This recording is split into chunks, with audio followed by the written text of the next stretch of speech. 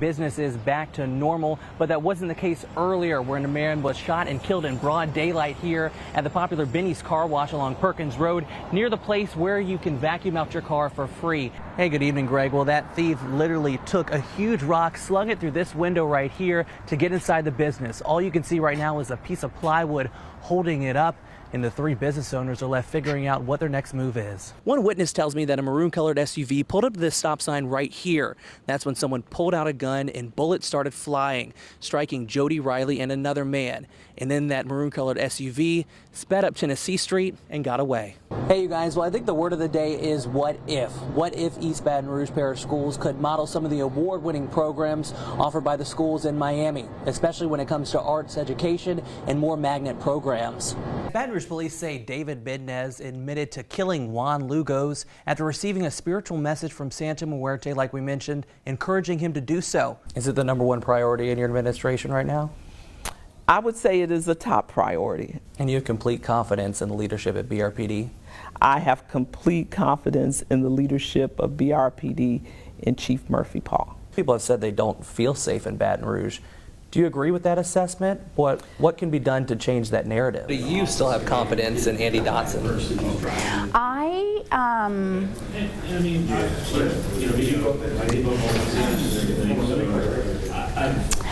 That's a hard question. Wow, Lester, that's a hard question. As officers escorted a handcuffed 20-year-old Brian Murphy out of State Police headquarters to Parish Prison, he ignored our questions. Did you do it? Why the baby? According to the district attorney's office, 149 people were murdered across the parish, but the neighbors in the zip codes most affected say it's time for change. You gotta worry about if a bullet gonna strike them when they be playing. What should be a joyful sound of children playing on a sunny afternoon is overshadowed by the constant fear of what could happen. Usually it can be nighttime, but now it's taking over. It's anytime. And they don't care who outside. Kids, grown-ups, people, elderly, they don't care. Wendy Williams worries about her children and grandchildren every time they step out the front door. They had a whole shootout on side my house while the kids on the trampoline, and you see where the trampoline's at. On the streets of North Baton Rouge, it's a common theme. I've lost that sense of security. Anna Watkins lives just a few blocks away. I'm in the house about 5:30 with my alarm on, my stay on. I don't go in or out. Last year in East Baton Rouge Parish, there were 149 homicides, and according to the district attorney's office, the most violent zip codes are 70802, 70805, and 70806. Two of those include North Baton Rouge. It's gotten the attention of the mayor. She said to me, I'm retired now. I live in North Baton Rouge.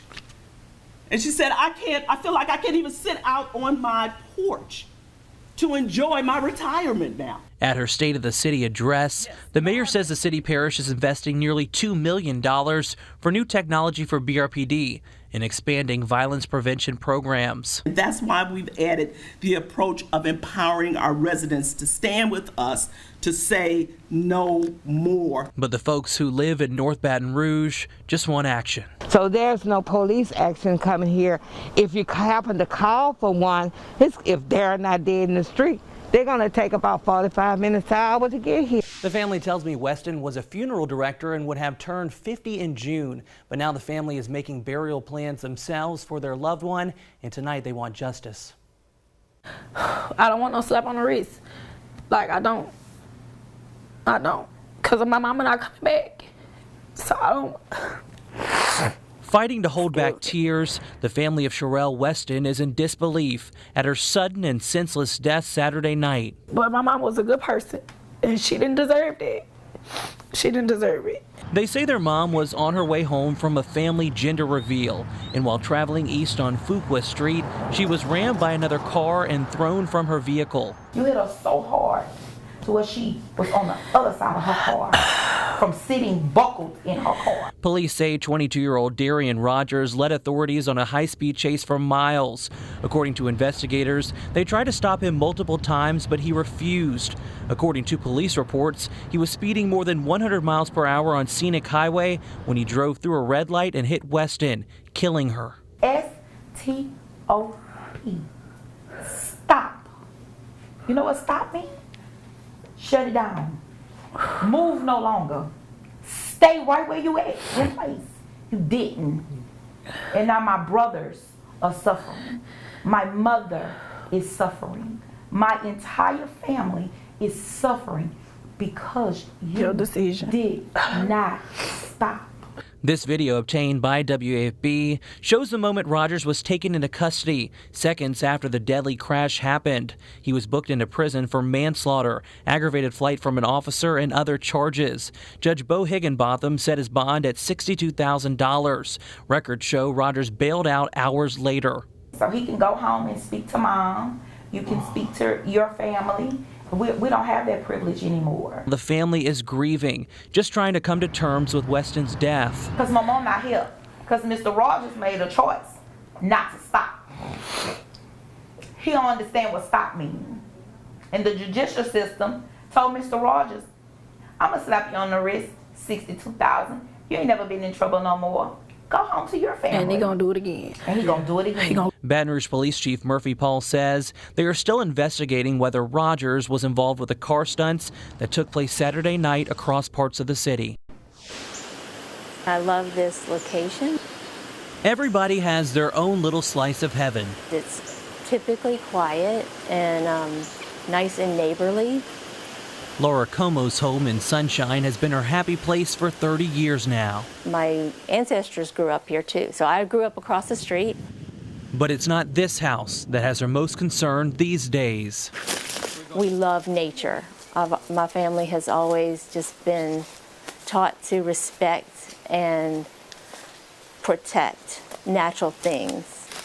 The 60-acre A.E. LeBlanc forest is filled with sights of nature, wildlife, and old-growth cypress trees. Many were alive during the Revolutionary War. So there's no telling what these trees could have seen. They could have seen, yes, General Galvez trekking through this forest with his soldiers because they would have come through this point to get to Baton Rouge from New Orleans. It's been in her family for more than 200 years, and even if it's nationally registered, the forest is in danger of being demolished. All of this will be mowed down, and that is even more heartbreaking the deeper and deeper we go into this forest. The forest is in the pathway of one of the final 3 locations picked for a new Mississippi River bridge connecting south of Plaquemine to LA 30. So we're beginning phase 2. DOTD Secretary Dr. Sean Wilson says the final decision on where to put the new bridge relies heavily on the results of environmental studies. This view. Wilson says DOTD can build in certain sensitive areas, but there are things it has to do before digging. All of them will come with impacts, and it's a trade-off. Which one is going to have the least amount of impact and offer the best amount of value to us? And with that impact comes mitigation. So I'm opposed to seeing pristine wilderness like this used as the easier path.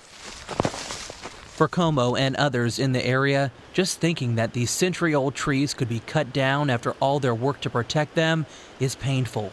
To us, this is more than just the A.E. LeBlanc forest. This is our family.